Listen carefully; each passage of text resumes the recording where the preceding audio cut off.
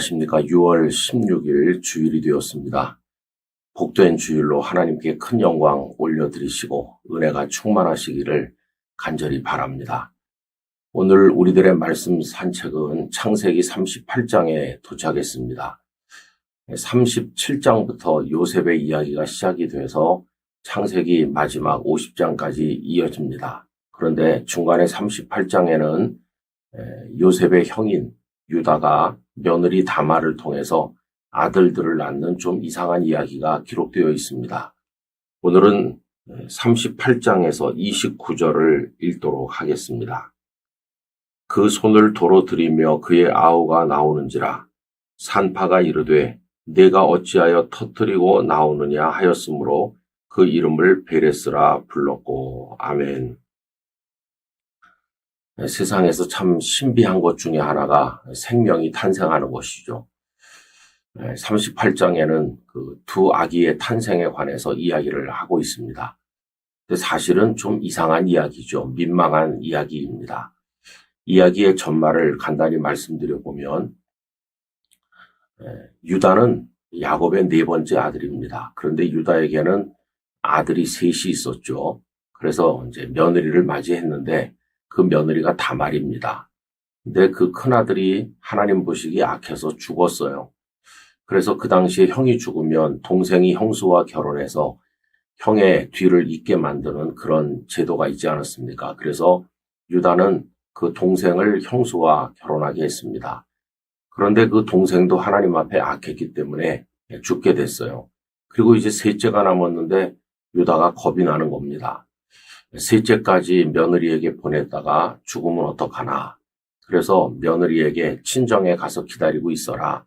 이 셋째가 성장하면 연락하겠다라고 했습니다. 다말은 가서 기다렸는데 아무리 기다려도 시아버지에게서는 아무 연락이 없었습니다. 그러고 있는 중에 유다는 그 아내를 먼저 보내게 됐죠. 그래서 상처한 유다가 외로움 중에 살다가 양털을 깎으러 내려갔는데 거기 매춘부가 한 사람 있는 것을 보게 됐어요. 그래서 매춘부와 관계를 맺게 되는데 사실은 그 매춘부가 며느리였습니다. 시아버지가 양털 깎으러 온다는 소식을 듣고 이 다말이 매춘부의 모습으로 가장해서 거기 앉아 있었고 두 사람 사이에 그러한 일이 있었던 것입니다. 그리고 나중에 말이 들리는데 며느리가 잉태했다, 임신했다 하는 말이 들리니까 유다는 분노했어요. 정수각에 있어야 될 며느리가 도대체 이게 무슨 일인가. 그래서 붙들어내서 이제 벌을 주려고 하는 차에 그 며느리가 내가 누구로 인해서 임신을 하게 되는지 여기 증거가 있습니다. 그때 유다가 그 다말에게 이것저것 준 물건들이 있었거든요. 그걸 보니까 자기 거거든요. 모든 사건의 전말을 알게 된 유다는 며느리를 돌려보냅니다. 그리고 나중에 그 며느리가 두 아이를 낳았는데 베레스와 세라를 낳게 된 것이죠. 근데 여러분 성경은 참 이상한 것까지 기록한다는 생각이 들어요. 이 시아버지 유다가 며느리를 통해 아이를 낳는 민망한 이야기를 가감없이 기록했을 뿐만 아니라 또 며느리 다말이 아기를 낳을 때 보니까 쌍둥이인데 그 아기들이 태어나는 과정도 자세하게 묘사하는 걸 볼 수 있습니다. 아기가 태어날 때 한 아기의 손이 먼저 나왔어요. 여러분 아기는 머리가 먼저 나와야 되는데 손이 먼저 나온다는 것은 이게 뭐 잘못된 거죠. 위험한 거죠. 근데 어쨌든 손이 나오니까 이 산파가 그 아이의 손에다가 홍색 실을 묶어줍니다. 이 홍색 실을 묶어주는 것은 쌍둥이인 경우에 누가 먼저 태어났는지를 명확히 하기 위함이죠. 이건 장자권과 관계가 있는 일이거든요. 그런데 그 손이 먼저 나왔던 아기는 다시 들어가고 다른 아기가 먼저 태어난 겁니다. 그 동안에 잘못되었던 이 아기가 바로 돼서 손만 나왔던 아기도 나중에 정상적으로 태어나게 돼요. 근데 그때 뒤바뀐 게 있는 거죠. 손이 먼저 나온 아기가 태어났다면 형이 될 것이고 나중 아기가 동생이 될 건데 이게 바뀌면서 나중 아기가 먼저 태어나다 보니까 동생이 되었을 아기가 형이 된 겁니다. 형과 동생이 뒤바뀌게 된 거죠. 여러분 성경은 참 이상한 것까지 기록한다고 그랬는데 이렇게 탄생의 이야기까지 기록한 이유는 뭘까요? 그것은 하나님의 손 안에서 이루어지는 일의 신비를 우리가 가늠할 수 없다는 걸 알려주는 겁니다. 형인 줄 알았던 아기가 동생이 되고 동생인 줄 알았던 아기는 형이 되는 거예요. 그래서 장자권이 그 순간으로 뒤바뀌는 것을 볼 수 있습니다. 여러분, 예수님께서 먼저 된 자가 나중되고 나중된 자가 먼저 된다 하는 말씀을 하셨잖아요. 그래서 나중에 예수님의 족보에 보면은 본래는 동생이 되었어야 될 그 아기 베레스가 형이 되어서 그 족보에 등장해요. 마태복음 1장 3절에 보면 유다는 다말에게서 베레스와 세라를 낳고, 베레스의 이름이 먼저 나오죠. 베레스는 헤스론을 낳고, 이래서 예수님의 족보에는 이 베레스가 등장하게 된 것을 볼 수가 있는 것이죠. 여러분, 하나님께서는 이런 일에 관여하신 겁니다. 그래서 요셉도 12아들 중에 11번째에 불과했지만은 그를 앞세우신 하나님이시고, 다윗도 형제들 중에 막내였지만은 그를 이스라엘의 왕으로 세우시고, 하나님께서는 그 모든 삶의 과정 속에 출생부터 그의 삶의 과정까지 이끌어 가시는 분이신 것을 알려주고 있는 것입니다. 그러므로 우리가 믿음의 눈으로 바라볼 때 저절로 우연으로 이루어지는 일은 없는 것입니다. 다 하나님께서 당신의 뜻에 따라서 이루어 가신다. 그리고 유다가 며느리를 통해서 아기를 낳는 일은 부끄러운 일이지만 그럼에도 불구하고 하나님은 예수님의 족보에 등장하게 하심으로 부끄러운 죄인이 어떻게 거룩한 사명자가 될 수도 있는지, 나중된 자가 어떻게 먼저 될 수도 있는지, 이런 것들을 우리에게 알려주시는 것이죠. 여러분, 우리 인생은 그런 의미에서 버려진 존재가 아닙니다. 하나님의 뜻 가운데 하나님의 손에 연결되어 있다는 것을 잊어서는 안 돼요. 우리의 삶 자체가 신비로운 것입니다. 오늘도 거룩한 주의를 지키며 하나님의 존귀한 생명을 이어받은 사람으로서 하나님 앞에서 우리의 삶을 진지하게 살아갈 수 있게 되기를 간절히 기원합니다. 존귀하신 아버지 하나님, 부끄러운 일을 사람들은 하지만 하나님께서는 거기에도 관여하시고 동생이 형이 되게 하심으로 예수님의 족보를 잊게 하셨습니다. 하나님의 손안에서 나중된 자가 먼저 되기도 하는 이러한 일이 이루어지는 것을 보면서 저희의 삶을 주관하시는 하나님의 뜻 앞에 무릎을 꿇습니다. 오 주여, 저희를 인도하시고 하나님 안에서 아름답게 응답하는 삶을 살도록 도와주옵소서. 예수님 이름으로 기도하옵나이다. 아멘.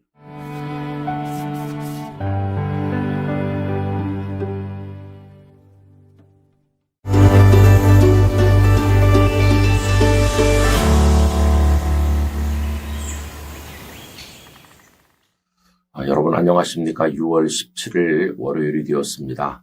새로운 한 주간인데 하나님 안에서 기쁨의 한 주간 되시기를 바랍니다. 오늘은 말씀 산책 창세기 39장 2절과 3절을 읽도록 하겠습니다. 여호와께서 요셉과 함께 하심으로 그가 형통한 자가 되어 그의 주인 애굽 사람의 집에 있으니 그의 주인이 여호와께서 그와 함께 하심을 보며 또 여호와께서 그의 범사에 형통하게 하심을 보았더라. 아멘. 창세기 37장에는 요셉이 애굽에 팔려간 이야기가 나옵니다. 그리고 38장에는 유다가 며느리 다말을 통해서 아이들을 낳는 이상한 이야기가 나왔었죠. 그리고 이제 오늘 우리가 도착한 39장부터는 이제 흥미진진한 요셉의 이야기, 요셉의 인생에 역사하시는 위대하신 하나님의 이야기가 이어지고 있습니다. 요셉은 형님들에 의해서 팔려간 이후에 친위대장 보디발의 집에 노예가 되었습니다. 그런데 하나님께서는 거기서도 요셉과 함께 하셨어요. 이 39장의 아주 특징적인 것은 하나님께서 요셉과 함께 하신다. 함께 하신다. 이 말씀이 계속 반복되고 있어요. 그래서 우리들은 이 말씀을 읽으면서 그러면 그렇지. 하나님께서 요셉을 버리실 리가 있나. 이렇게 위로를 받게 됩니다. 그래서 요셉은 그의 집에서 신임을 받았고 보디발의 모든 살림을 다 맡게 되었는데 여러분 아시는 것처럼 보디발의 아내가 요셉을 유혹했죠. 그러나 요셉은 그 여인의 더러운 유혹을 끊어버렸습니다. 그런데도 오히려 억울한 누명을 쓰고 감옥에 떨어지게 돼요. 우린 또 가슴을 치는 거죠. 그런데 그 감옥에 가서도 하나님께서 그와 함께 하셔서 그가 간수장의 신임을 받았고 옥사의 모든 일을 돌보게 된 것을 보면서 그렇지 하나님께서는 그를 버릴 리가 없어라고 또 위로를 받게 됩니다. 그런데 곰곰이 생각해보면 좀 이상한 게 있어요. 보디발의 집에서 함께 하시고 감옥에서 함께 하시는 거는 참 좋아요. 그런데 정말 하나님께서 요셉을 사랑하신다면 보디발의 집에 가는 일이 없어야 되는 겁니다. 그 전에 형들에 의해서 노예로 팔리는 일이 아예 처음부터 일어나지 않아야 되는 것이고 그리고 보디발의 집에 갔다 하더라도 감옥에 가는 일은 막아주셔야 되는 거 아니겠어요? 아니 함께 하시면 뭐하냐? 노예로서 잘 되고 죄수로 잘 되면 뭐하냐? 노예가 되지 않는 게 중요하고 죄수가 되지 않도록 해주셔야 되는 거 아니냐? 이렇게 우리는 또 하나님을 이상하게 생각할 수도 있다는 겁니다. 여러분 여기서 우리에게 필요한 것이 뭐냐 하면은 크게 보는 겁니다. 그리고 멀리 보는 겁니다. 하나님께서 하시는 일을 당장 눈앞의 일만 보면은 이해가 안 돼요. 왜 노예가 되게 하셨지? 왜 죄수가 되게 하셨지? 이렇게 하면 이해가 안 돼요. 그러나 하나님의 섭리를 크게 보고 멀리 보면 우리가 이해하기 힘들지만 하나님의 뜻이 흐르고 있다는 사실을 알게 되는 거죠. 여러분 하나님께서 그를 노예가 되게 하셔서 애굽에 보내신 것, 또 그가 죄수가 되게 하셔서 감옥에 가게 하신 것, 이게 나중에 일어났던 일로부터 역추적해서 생각해 보면 그가 감옥에 있었기 때문에 그 술 맡은 관원을 만난 거고 그의 꿈을 해석해 주었기 때문에 바로의 꿈을 해석하게 되었고 그래서 총리가 된 거죠. 또 그가 애굽에 가지 않았더라면 그런 일은 없었을 거 아닙니까? 보디발의 아내의 그 유혹을 거절했는데도 감옥에 간 게 억울해 보이지만 그래서 감옥에 갔기 때문에 그 다음 일도 일어난 거죠. 이렇게 생각해 보면 우리들은 근시안적으로 살아서는 안 된다는 것을 알게 됩니다. 하나님께서 하시려는 일이 뭔가 하는 것을 생각해 봐야 되는 거죠. 여러분 목사님들의 목회도 그렇더라고요. 처음에는 저 상간오지 벽촌에 작은 교회 왜 하나님 나를 이런 데로 보내셨나 생각하지만 거기서 연단받고 훈련을 잘 받은 다음에 그 다음에는 선교사로 나가서 그 상간 벽지에서 훈련받은 게 기초가 돼서 훌륭한 선교사님이 되는 분도 봤고요. 그리고 다양하고 어려운 환경 속에서 하나님의 더 큰 뜻을 깨닫고 위대한 인생을 살아가시는 분들도 참 많이 보았습니다. 그렇기 때문에 당장 내 눈앞에서 어려운 일이 있다 할지라도 우리 하나님 원망하지 말고 하나님의 선하신 손길에 우리를 맡겨서 우리를 전적으로 위탁하면 하나님께서 우리를 아름답게 이끌어 가실 것이라고 믿습니다. 오늘에 충실하면서 또 하나님의 손길에 내일을 맡기면서 이렇게 믿음으로 걸어가는 우리 모두가 되기를 간절히 기원합니다. 하나님 아버지께서 하시는 일을 어찌 저희 사람들이 다 분별할 수 있사오리이까? 하나님의 원대하신 손길에 저희들을 맡겨 하나님의 뜻을 따라가는 믿음의 사람 되게 해 주옵소서. 예수님 이름으로 기도하옵나이다. 아멘.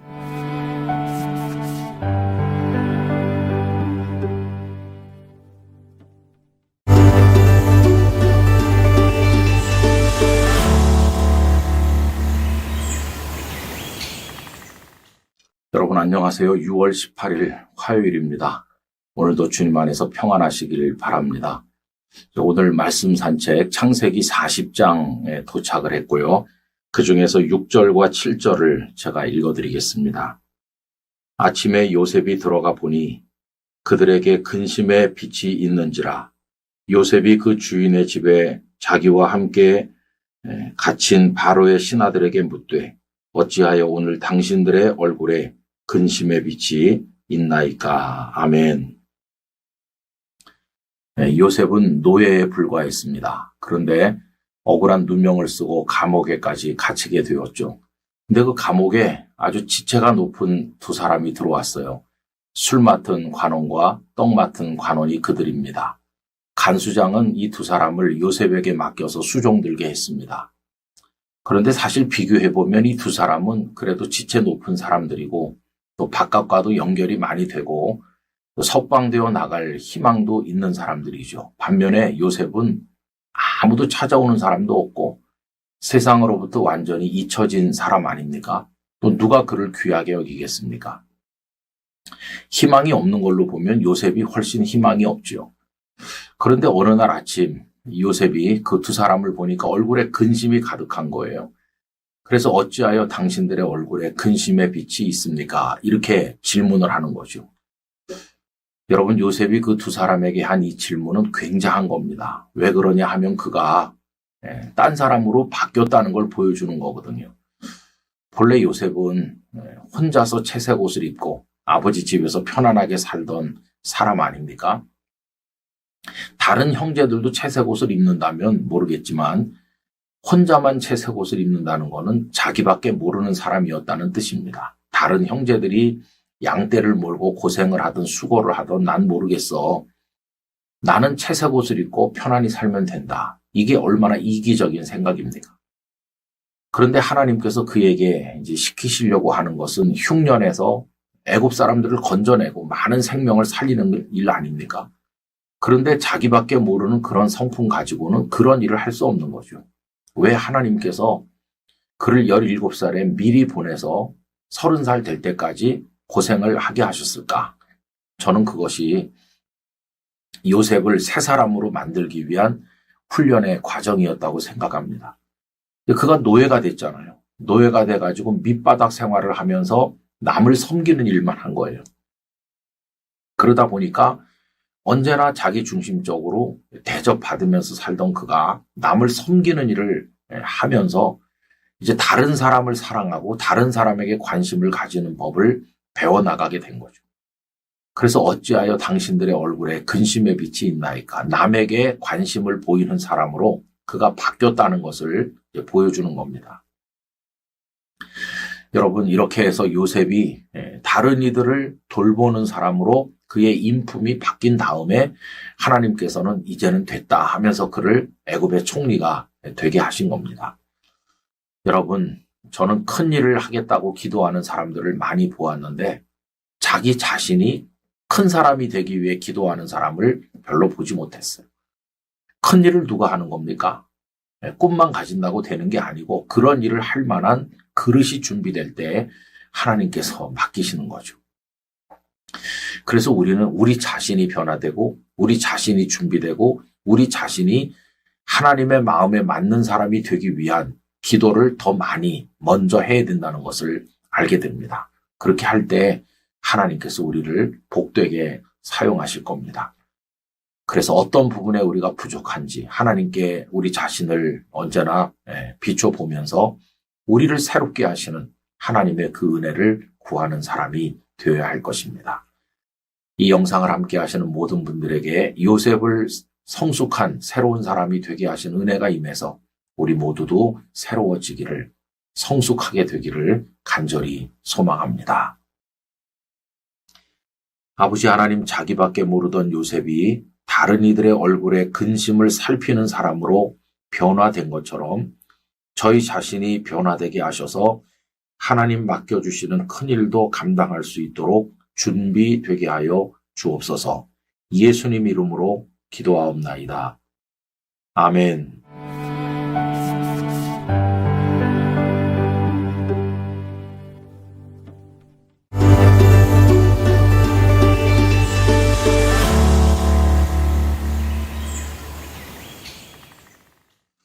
여러분 안녕하십니까? 6월 19일 수요일이 되었습니다. 오늘 말씀 산책은 창세기 41장에 도달하였습니다. 세종실록에 따르면 조선의 최고 과학자 중에 한 사람이었던 장영실은 그 부친이 원나라 유민이었다고 합니다. 그리고 어머니는 동네 현의 관노였지요. 그 사이에서 태어난 장영실의 신분 또한 동네 현의 관노였습니다. 그런데 세종은 사람 보는 눈이 있었어요. 그래서 그를 파격적으로 발탁해서 일을 맡겼는데 그가 34살 되었을 때 천문기기를 만드는 걸 보고 그를 면천해 주었습니다. 그리고 그의 직급을 계속해서 올렸는데 신하들의 반대가 극심했죠. 그런데도 세종은 그를 계속해서 파격적으로 대우해서 마지막에는 그의 지위가 정사품에까지 이르게 되었다고 합니다. 세종대왕의 치세가 훌륭했던 것은 세종 자신의 자질이 뛰어났을 뿐만 아니라 사람을 보는 눈이 있었고 그 사람을 대접해 줄 줄 아는 넓은 마음이 있었기 때문이라고 생각합니다. 저는 요셉 당시에 바로가 그러한 사람이었다고 생각합니다. 꿈을 꾸었는데 해석해 주는 사람이 없어서 답답하던 차에 요셉이 꿈을 해석해 주었을 뿐만 아니라 아주 현명한 대안까지 제시하였죠. 요셉의 대안은 이런 것이었습니다. 지혜로운 사람을 선택하라. 그리고 그에게 권한을 주어서 나라를 다스리게 하라. 그리고 감독관들을 세워서 풍년이 들 때 수학의 5분의 1을 계속 모아 쌓음으로 다가오는 흉년에 대비하라. 이런 대안을 제시한 것입니다. 그런데 38절에 보면 그의 이야기를 들은 바로 왕이 요셉을 알아보는 눈이 있어서 이야기하는 거죠. 이렇게 말합니다. 바로가 그의 신하들에게 이르되 이와 같이 하나님의 영에 감동된 사람을 우리가 어찌 찾을 수 있으리요 하고, 이렇게 하나님의 영에 감동된 인재를 우리가 다른 데서 어디서 찾겠느냐. 그래서 그를 애굽의 총리로 발탁하게 된 겁니다. 성경에 기록되진 않았지만은 신하들의 극심한 반대가 있었으리라는 것을 쉽게 짐작할 수 있습니다. 여러분, 그의 신분은 노예였고 그 당시에는 강간미수범이라는 죄목으로 감옥에까지 갇힌 죄수 아닙니까? 그를 옥에서 내주는 것만 해도 파격적이라고 할 수 있는데 그를 중간 직급도 아닌 총리가 되게 해서 모든 신하들 위에 우뚝 세우니까 이런 바로 왕의 처사를 신하들이 쉽게 받아들이지는 못했을 것입니다. 그런데도 바로는 그를 총리가 되게 했고 그에게 모든 권한을 맡겨서 나라를 다스리게 했던 것을 볼 수 있습니다. 여러분, 바로도 자기가 직접 그 일을 해결하지는 못했지만 사람 보는 눈이 있었고요. 그를 세워줄 줄 아는 마음이 있었던 거죠. 또 요셉은 요셉대로 하나님의 영에 감동된 지혜로운 사람이었는데, 여러분, 하나님의 영에 감동된 사람은 어떤 사람일까요? 다가오는 미래를 위해 준비하는 마음을 가진 사람이죠. 요셉은 하나님의 영에 감동돼서 미래를 위해 준비하는 지혜로운 사람이었고, 또 바로는 그걸 알아보고 그를 발탁해서 세우는 아주 뛰어난 군주였었다. 그래서 이 두 사람의 협력으로 그 7년간의 흉년을 극복하고 애굽을 강대국으로 세울 수 있었다는 것을 알게 됩니다. 이 두 가지가 다 필요합니다. 하나님의 영에 감동되어 미래를 준비하는 지혜를 가진 사람이 되는 것도 중요하고, 이런 사람을 귀하게 여겨서 격려해주고 세워주는 것도 대단히 중요한 것입니다. 사도 바울은 우리에게 가르치죠. 남을 나보다 낮게 여겨야 된다. 우리 예수님께서도 부족한 제자들을 불러서 세우지 않았습니까? 사람을 세워준다고 하는 것은 그 개인에게도 복된 일일 뿐만 아니라 공동체에도 위기를 극복하는 축복을 가져오게 되는 것입니다. 우리 서로 다른 사람을 세워주면서 우리도 하나님의 영에 감동된 사람으로 미래를 준비하며 살아가게 되기를 바라는 것입니다.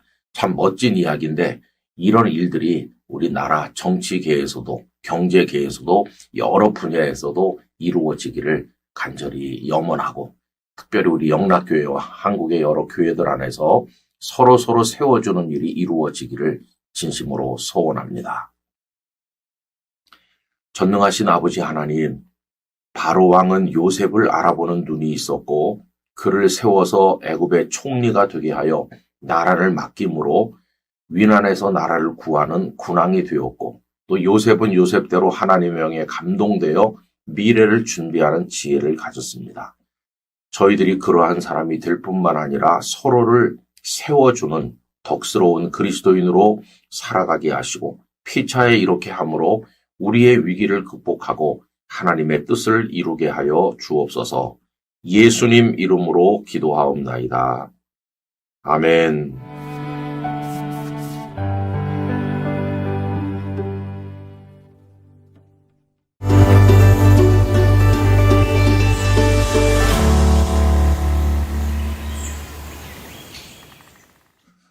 여러분 안녕하십니까? 6월 20일 목요일이 되었습니다.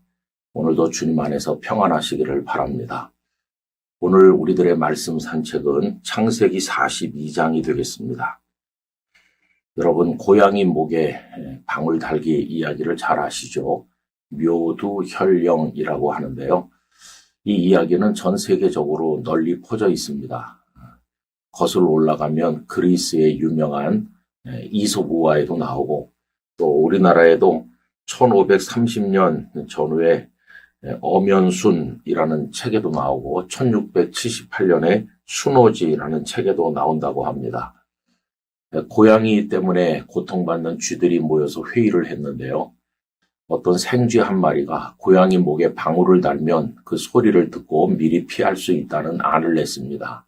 모두가 기뻐했는데 한 늙은 쥐가 누가 고양이 목에 방울을 달겠는가라고 질문하자 잠잠해졌다고 합니다. 의견은 좋지만 아무도 거기에 나설 사람이 없는 것을 뜻하는 거죠. 올해 우리 영락교회의 표어는 영락이여 올라가라입니다. 이 이야기는 사사기 1장을 배경으로 하고 있죠. 여호수아께서 세상을 떠나신 다음에 여기저기 남아있는 미정복된 땅들이 있었어요. 그걸 마저 정복을 해야 되는데 누가 먼저 올라갈 것인가? 이걸 위해서 이스라엘 백성들이 하나님 앞에 기도했을 때 유다가 먼저 올라가라 하신 것이죠. 제가 성경 말씀 읽어드리면 사사기 1장 1절 2절입니다. 여호수아가 죽은 후에 이스라엘 자손이 여호와께 여쭈어 이르되 우리 가운데 누가 먼저 올라가서 가나안 족속과 싸우리이까? 여호와께서 이르시되 유다가 올라갈지니라. 보라 내가 이 땅을 그의 손에 넘겨 주었노라 하시니라. 이래서 유다가 먼저 앞장을 서고 시므온과 협력해서 미정복지로 남아있던 땅을 향해 올라가게 된 것입니다. 오늘 읽은 창세기 말씀에도 그 비슷한 이야기가 나와요. 흉년은 애굽에만 국한된 게 아니고 야곱과 그의 가족이 살던 가나안 땅에도 똑같이 다가와서 곡식이 다 떨어져 가자 야곱이 답답했습니다. 그 아들들이 빨리 일어나서 대책을 강구해야 되는데 손 놓고 있는 모습을 보면서 야곱이 아들들을 꾸중하듯 얘기하죠. 42장 1절입니다. 그때 야곱이 애굽에 곡식이 있음을 보고 아들들에게 이르되 너희는 어찌하여 서로 바라보고만 있느냐. 바라보고만 있으면 어쩌자는 것이냐. 누군가는 일어나서 행동을 해야 되는 거 아니냐. 이래서 베냐민을 남겨둔 나머지 10명의 아들들이 요셉이 총리로 있는 애굽으로 곡식을 사러 가게 되었다 하는 것입니다. 여러분 예수님께서는 언제나 앞장서셨죠. 나를 따르라 하셨죠. 예수님은 고난과 희생의 길로 먼저 올라가셨습니다. 가정이든지 어떤 공동체든지 누구든지 먼저 행동하지 않으면 아무 난제도 해결할 수 없습니다. 이럴 때 앞에 서는 걸 교만이라고 비유할 수는 없는 것이죠. 여러분, 이럴 때 앞에 서는 것은 희생하는 거고 선구자적으로 자신을 헌신하는 것입니다. 이건 용기인 것입니다. 우리 교회도 그렇고 우리가 속한 모든 곳에서 어려운 문제가 이렇게 있을 때 아무도 나서려고 하지 않을 때 제가 먼저 해보겠습니다. 이런 용기 있는 헌신의 태도가 우리에게 필요할 것입니다. 이런 모습으로 난국을 타게 하고 앞장서신 예수님의 뒤를 따라 나가는 우리 모두가 되기를 간절히 바랍니다. 존귀하신 아버지 하나님, 앞장서서 십자가를 향해 나가셨던 예수님의 뒤를 따라 제자된 저희들도 주님을 따라갈 수 있도록 은혜를 주옵소서. 누군가는 먼저 행동해야 될 때 그 희생적인 헌신에 저희가 먼저 나설 수 있도록 믿음의 용기를 허락하여 주옵소서. 예수님 이름으로 기도하옵나이다. 아멘.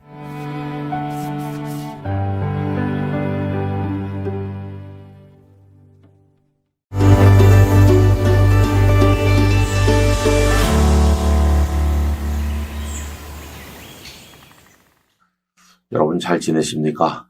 6월 21일 금요일이 되었습니다. 우리들의 말씀 산책이 창세기 43장에 도달했습니다.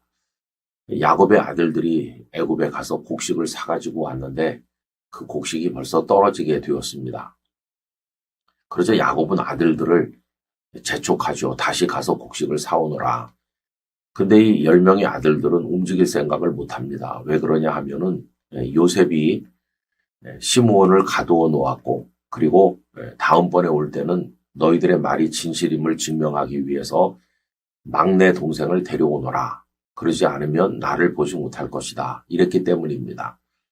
그래서 베냐민을 데리고 가야 된다고 아버지에게 이야기를 하니까 야곱이 그들을 원망했어요. 요셉도 없어진 판에 이제는 베냐민까지 데리고 가려고 하느냐. 그랬더니 그 아들들이 애굽의 총리가 막내를 데리고 오라고 할 줄 우리가 어떻게 알았겠습니까? 라고 말해요. 그게 7절 말씀입니다. 그들이 이르되 그 사람은 이제 요셉, 총리를 말하는 거죠. 총리가 우리와 우리의 친족에 대하여 자세히 질문하여 이르기를 너희 아버지가 아직 살아계시느냐? 너희에게 아우가 있느냐? 하기로 그 묻는 말에 따라 그에게 대답한 것이니 그가 너희의 아우를 데리고 내려오라 할 줄을 우리가 어찌 알았으리까? 요셉이 막내를 데려오라고 할 줄 그들은 몰랐던 것이죠. 그런데 요셉이 그런 요구를 한 겁니다.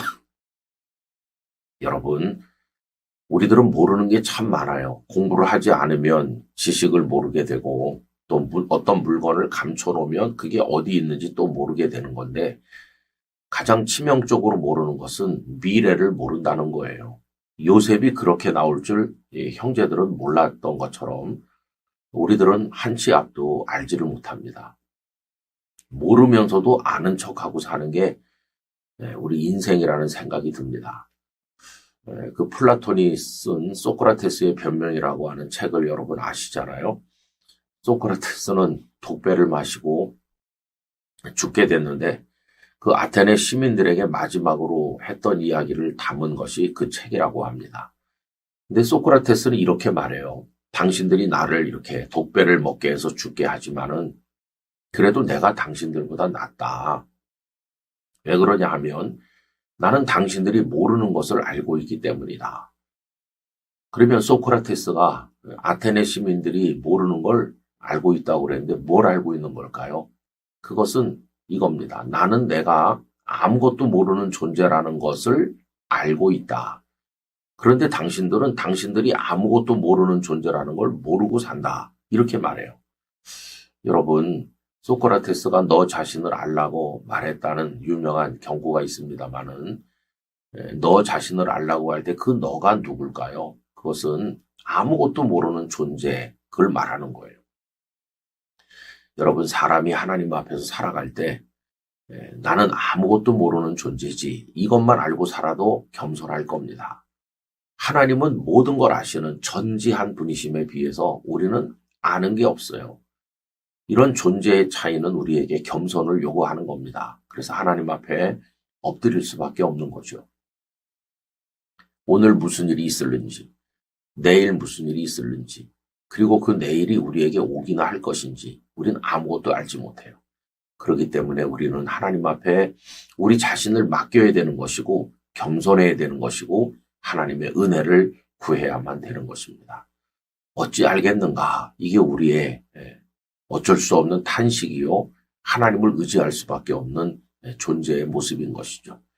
영상을 함께 하시는 여러분, 우리의 미래를 하나님께 맡깁시다. 그리고 겸손하게 하나님 앞에 은혜를 구하며 하나님의 인도를 따라가는 성도가 되기를 간절히 바랍니다. 존귀하신 아버지 하나님, 저희 자신은 아무것도 모르는 존재임에도 그것을 모른 채 마치 모든 것을 알고 있는 양 교만하게 살아갈 때가 너무나도 많습니다.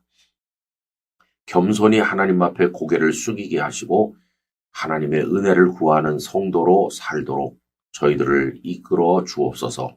예수님 이름으로 기도드립니다. 아멘.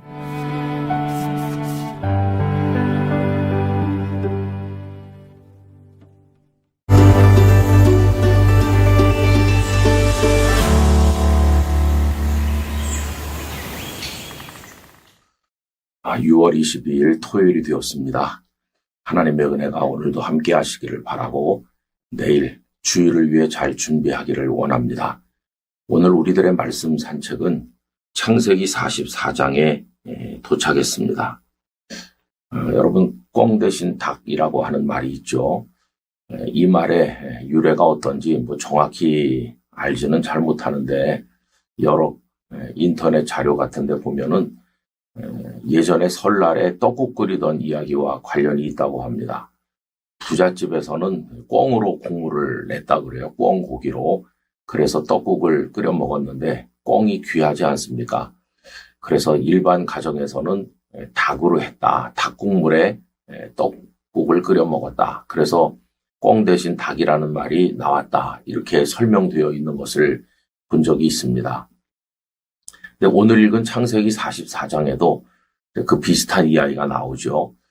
양식이 떨어져서 사러 애굽에 다시 갔던 그 야곱의 아들들이 경험했던 난처한 이야기를 보여줍니다.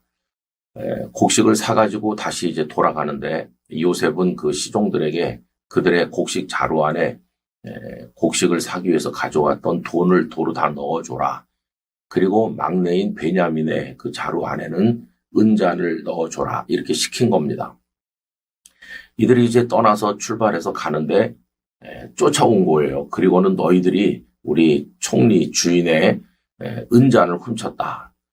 이래가지고는 그들이 그럴 리가 없다고 말하면서 자루를 풀어보니까 돈도 들어있고, 그러면서 그들이 하는 말이 누구의 자루에서 발견되든지 그 사람은 벌을 받을 것입니다. 이렇게 했는데 무슨 일이 있어도 집으로 데리고 가야 될 베냐민의 자루에서 은잔이 나오니까 그들 모두가 다 큰 충격을 받았어요. 다시 끌려서 이제 요셉에게 온 겁니다. 그랬더니 요셉이 야단을 치면서 그 은잔이 발견된 사람은 여기 남아서 내 종이 되고 나머지는 양식을 가지고 돌아가라. 이렇게 한 겁니다. 여러분, 그들이 양식을 사러 올 때 아버지 야곱이 탄식하면서 요셉도 없어졌는데 베냐민까지 없어지게 하려느냐 이렇게 했잖아요. 그때 그들이 반드시 베냐민을 데리고 오겠습니다. 이렇게 약속을 해서 데리고 온 건데 베냐민을 못 데리고 간다면 그 아버지 야곱이 어떻게 되겠습니까? 이렇게 난처한 지경이 됐을 때 유다가 나서는 것이요. 유다가 나서서 요셉에게 이야기를 해요. 그 이야기가 길게 나옵니다. 그 가정이 어떤 모습인지를 쭉 말해요. 우리 가정은 본래 12형제가 있었습니다.부터. 그런데 그 아들 하나가 없어졌고 이제 이 막내를 아버지가 사랑하는데 데리고 가지 못하면 우리 아버지는 슬퍼하면서 죽음에 이를 수밖에 없습니다. 이렇게 하고는 아주 중요한 이야기를 유다가 합니다. 그게 이제 33절 말씀이거든요. 이제 주의 종으로 이 아이를 대신하여 머물러 있어 내 주의 종이 되게 하시고 그 아이는 그의 형제들과 함께 올려 보내소서. 무슨 얘기일까요?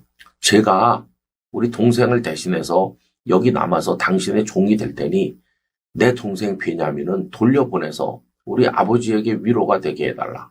내가 대신 여기 남겠습니다. 이렇게 하는 것이요. 내가 대신 동생을 위해서 종이 되겠습니다. 그래서 꿩 대신 닭이라고 하는 그 비슷한 이야기가 여기 이루어진 겁니다. 베냐민 대신 유다가 남겠다 하는 거죠. 여러분, 요셉은 그 형제들의 모습을 지그시 지켜보았을 겁니다. 오래전에는 자기 하나를 종으로 팔아버리는데 온 형제가 하나가 됐잖아요. 근데 이제는 동생을 살려보겠다고 온 형제가 하나가 돼서 나서고 유다는 또 자신이 대신 남겠다. 이렇게까지 말하는 걸 보면서 이제는 우리 형님들이 변했구나. 옛날의 형님은 아니구나 생각을 한 거죠. 그래서 마음이 이제 녹아진 이 요셉은 그들을 용서하기로 하고 45장에 가보면 형님들 앞에 자신이 요셉이라는 걸 이제 밝히게 됩니다. 여러분, 베냐민을 대신해서 유다가 남겠다 하는 이 이야기는 성경 전체의 주제와 연결되는 겁니다. 우리가 죄를 지었고 우리가 십자가를 지고 우리가 죽었어야 되는데 예수님께서 우리 대신 죄짐을 짊어지시고 우리 대신 십자가에 달려서 우리가 죽어야 될 죽음을 대신 받으셨잖아요. 이때는 꽁 대신 닭이 아니라 닭보다도 못한 우리를 위해서 최고이신 주님께서 대신 죽으신 거라고 말해야 되겠습니다. 그런데 이 예수님이 우리를 대신하심으로 우리를 구원하셨는데 예수님이 유다의 후손의 형식으로 이 땅에 탄생하셨잖아요. 유다 지파로 이제 오신 거죠. 여기 유다가 베냐민을 대신하려고 했던 이거하고 예수님께서 우리를 대신하신 거, 이게 연결되는 주제라는 것을 알 수 있습니다. 그래서 예수님의 대신 죽으시는 그 죽음으로 인해서 우리는 구원을 받은 겁니다. 여러분, 그 은혜를 받았기 때문에 이제 우리도 남을 대신하는 거에 대해서 생각을 좀 해봐야 돼요. 연약한 사람이 힘들게 짐을 지고 가면 그 짐 내가 좀 들어드리겠습니다. 이게 대신해 주는 거죠. 가정 안에서든지 교회에서든지 어디서든지 오는 사람들과 같이 울면서 그들의 짐을 좀 나누어 져주면서 제가 대신 해드리겠습니다. 이런 마음이 사랑의 마음인 것이죠. 오늘도 우리가 이 땅을 살아가는 동안에 이 대신 해준다, 대신 짐을 진다, 이 원리를 우리 삶에 적용하면서 그런 모습으로 주님을 영화롭게 하고 살아가게 되기를 간절히 기원합니다. 존귀하신 아버지 하나님, 예수님께서는 저희 대신 십자가를 지고 죽으셨습니다. 그래서 저희들이 구원받았습니다. 베냐민을 대신해서 종이 되겠노라 말했던 유다는 그 형제들 중에서 돋보이는 사람이 되었습니다. 오늘 저희들도 대신 수고하고 대신 기도하고 대신 감당해주는 이런 사랑을 베풀며 살아가도록 은혜를 주옵소서. 예수님 이름으로 기도하옵나이다. 아멘.